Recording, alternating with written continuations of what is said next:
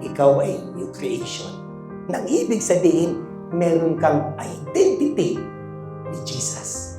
At dahil meron kang identity ni Jesus, hindi ka matatalo. Ikaw lagi ay magtatagumpay.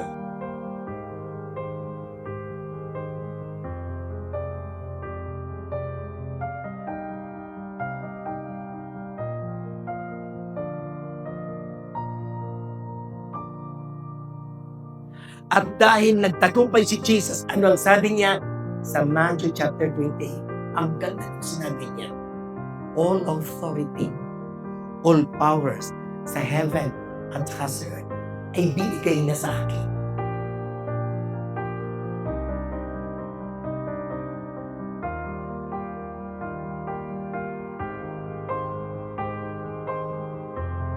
Kaya kung ikaw man ay nalalayo, yung calling mo nawawala.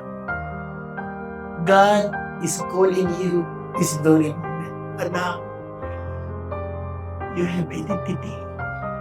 You are victorious. Anak, minahal kita. Huwag mong sayangin ang buhay mo.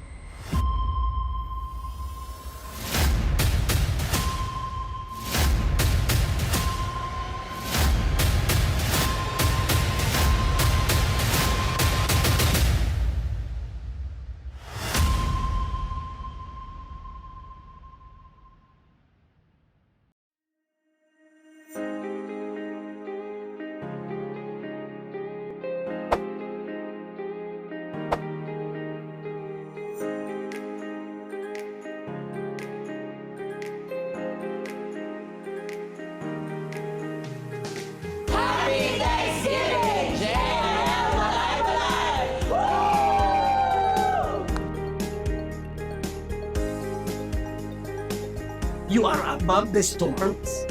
You are above all your problems. And you are above all your circumstances.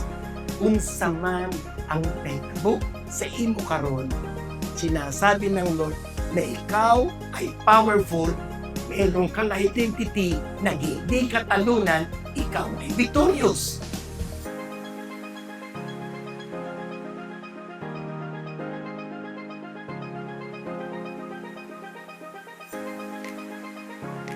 Hello, good day. I am Melay, and the breakthrough that I have received last year is God's healing in not just physically, but also spiritually and in every aspect in my life. And I have seen how faithful He is when I learn to trust in Him, and He is good, and He is indeed the God of breakthrough.